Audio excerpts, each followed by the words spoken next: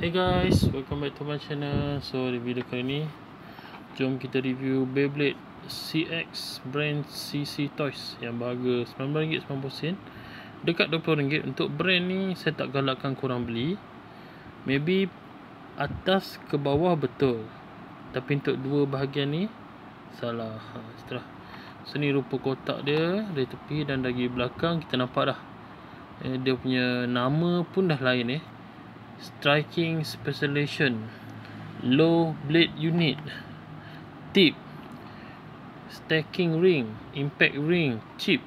Itu salah So ni dia punya import dia, Toy Box Marketing, Lorong Haji Talib, Kuala Lumpur. So brand ni. Dan nombor 2 saya tak suka dia sebab dia tak datang dalam plastik, dia bubuh-bubuh gitu je nampak. So ni dia punya tali winder, and then dia punya launcher, jenama sendiri Gyro Top Spot X kita ada dia punya grip dia bagi grip, dan juga Beyblade nya nampak.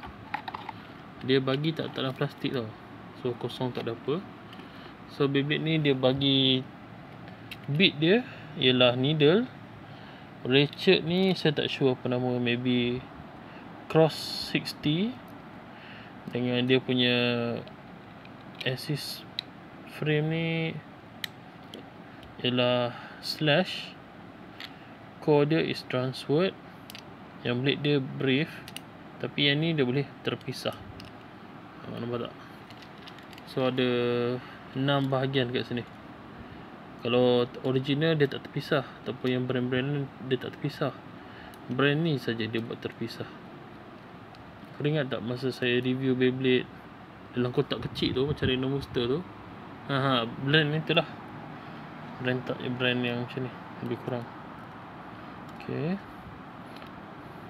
So ini dia punya kebolehan, dia boleh tukar-tukar. Kalau korang nak pakai frame merah, kau boleh sesuai dengan frame biru.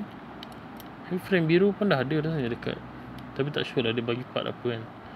So ni blade dia, ni ratchet, yang ni core, assist chase, assistant blade kat bawah tu. Okay, pasang dia punya core dia di tengah. Okay, so dia bagus. Dia sangat longgar, dia tak sangat dia longgar. Dia longgar. Dia buat ni just nak bagi ada-ada je. Dan dia punya beat dia ni tak ada bunyi krik krik krik krik. Dia smooth macam free ball punya. Smooth sedap tipu korang. Dia boleh pusing. Dia patutnya kalau dia ada klik klik klik klik klik. Ni tak ada. Ni smooth je. So inilah Beyblade dia.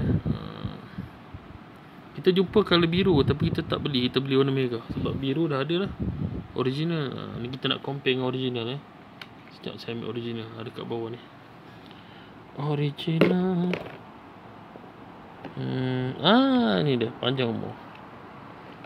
Dalam ni untuk original sebab dah tak ada tempat letak. So ni untuk tempat blade original korang boleh tengok dia punya perbezaan.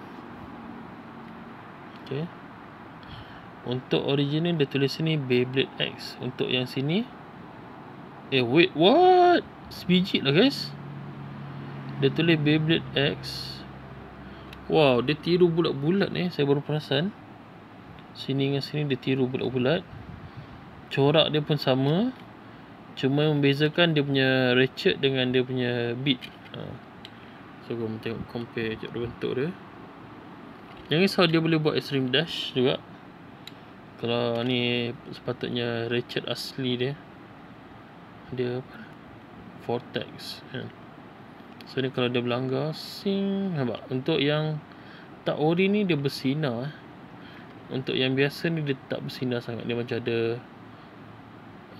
metal coat dia punya gabungan. Okay. So itulah guys untuk video kali ni. Kita jumpa lagi di next video. Kalau saya jumpa Beyblade baru lagi, kita review. Okay. Jumpa lagi. Jangan lupa subscribe. Bye bye.